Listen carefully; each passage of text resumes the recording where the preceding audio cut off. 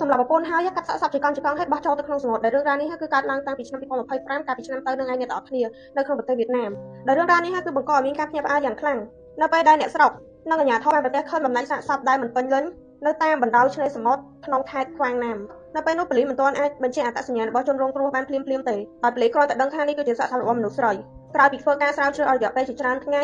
ប៉ូលីសក៏បានកំណត់មុខសញ្ញាជនសង្ស័យទៅលើបុរសដែលជាប្តីរបស់ជនរងគ្រោះបន្ទាប់ពីប៉ូលីសធ្វើការសាកសួរយ៉ាងតឹងរ៉ឹងអស់រយៈពេល3ថ្ងៃជនសង្ស័យក៏ដាច់ចិត្តសារភាពកំហុសរបស់ខ្លួននិងរៀបរាប់រាល់ទង្វើដ៏សាហាវរបស់ខ្លួនហេតុការណ៍នេះបានកើតឡើងនៅក្នុងទីក្រុងដាណាំងយោងតាមការសារភាពរបស់ជនសង្ស័យបានធ្វើសកម្មភាពដូចខាងក្រោមបុរសជាប្តីបានសម្លាប់ប្រពន្ធរបស់ខ្លួនឯងមិនទាន់មានការបញ្ជាក់ច្បាស់ពីអាវុធដែលបានប្រើទេអ្នកនរគ្នានិយាយទៅគឺគ្រាន់តែគេបញ្ជាក់ថាជនសង្ស័យហ្នឹងគឺបានសម្លាប់ប្រពន្ធខ្លួនឯងដោយកាត់ជាកង់តែគេអត់ទាន់ដឹងថាប្រើអាវុធអីដើម្បីមកកាត់សាកសពហ្នឹងឯងបំណែកសាកសពទាំងនោះគឺត្រូវបាន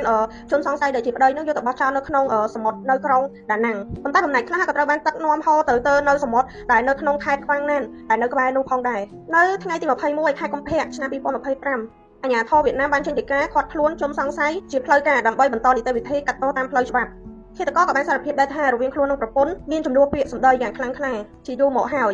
មូលហេតុដំបូងដែលពាក់ព័ន្ធនឹងចំនួនហ្នឹងគឺបញ្ហាហិរញ្ញវត្ថុគ្រួសារនិងការមិនចុះសម្រុងគ្នារស់នៅជាប្រចាំថ្ងៃអញ្ចឹងទៅអ្នកនរគ្នានៅថ្ងៃកើតហេតុហ្នឹងគឺចំនួនផ្ទុះឡើងកាន់តែខ្លាំងរហូតធ្វើឲ្យជនសង្ស័យនឹងបាត់បង់ការគ្រប់គ្រងអារម្មណ៍